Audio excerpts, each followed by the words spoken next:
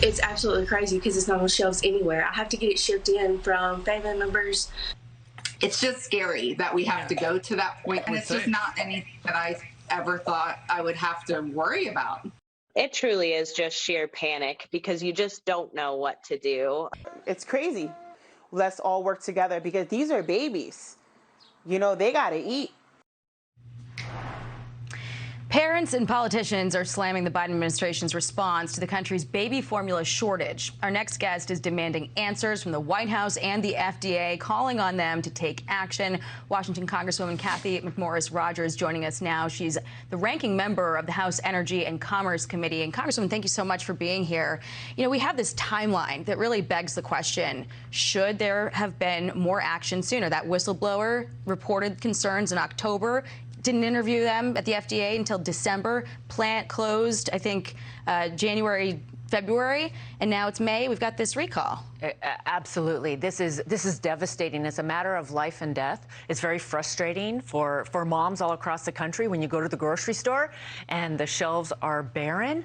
It is a desperate situation. And then to think that you might have to drive somewhere with record high gas prices is just contributing to the crises that Americans are facing. I was at the grocery store over the weekend and I checked for baby formula, the shelf was bare. It was really shocking to see that. So we've been demanding, raising the alarm, sounding the alarm for months for the FDA to figure out what is going on. Why are we facing this baby formula shortage? And it seems to be a combination of factors, but why is the FDA not taking action? Why isn't the FDA figuring out where we could manufacture more in the United States of America? We have suppliers that would be ready to step up, or we could import safely from other countries, but yet today Americans are facing empty shelves. You and 105 other of your Republican colleagues sent a letter to the White House. You used the words life and death. The letter said in part, quote, this issue is a matter of life and death, and it's time this administration treats it with the appropriate urgency it deserves. The former commissioner of the FDA, Scott Gottlieb, said earlier that the administration should have, as you pointed out, seen this coming from a mile away. Listen to how he put it. FDA didn't exert all the oversight that they could have of that facility. The agency had a 34-page whistleblower report in hand, making pretty serious allegations that there was data falsification and information withheld from inspectors. So these should have prompted more aggressive action earlier. So two big questions. Why didn't the FDA act on this and work with Abbott prior to the February 17th notification to them that they should recall this baby formula?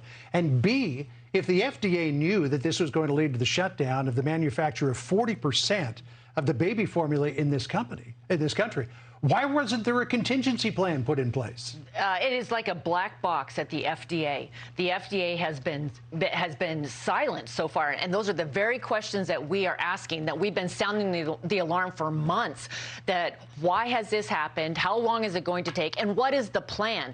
Now, we are going to have a hearing next week, finally, in front of the Energy and Commerce Committee to get to some of these questions. But the administration has been turning a blind eye to families that are in desperate need for formula. This is, as I said, this is a matter of life and death. And yet the FDA, they're hiding behind COVID and saying, oh, yeah, we didn't have the people in place. Well, get the people back to work. Well, it seems like the president is not suggesting that there's going to be any sort of review of what happened with this timeline here at the FDA, because he said something pretty incredible about whether this could have been prevented. I want to play you what he said on Friday.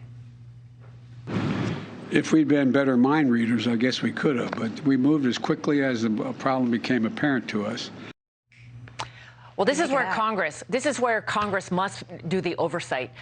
We must do our jobs as the elected representatives of the people to get these answers as to why did this happen and why has it taken so long and what is going to be the plan from the FDA. They are the ones that make sure that the formula is safe.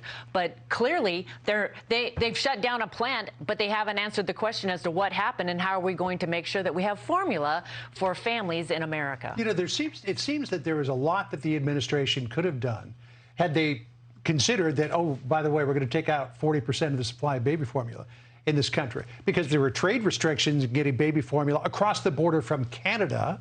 There are trade restrictions against importation of baby formula from Europe because the FDA says, well, maybe it's not up to our standards. Apparently, baby formula in Europe is better than what we have here. Well, FDA has dropped the ball, and we must get some answers. Yes, we want to make sure that baby formula is safe. Absolutely, we all share that goal. But FDA just shutting it down, or as you said, John, we could be importing safe baby formula from other countries. There are manufacturers here in the United States of America that are ready, that would like to have a green light from FDA, and yet it's like a black hole at the FDA. Yeah, it's just this idea that there should have been some contingency plan.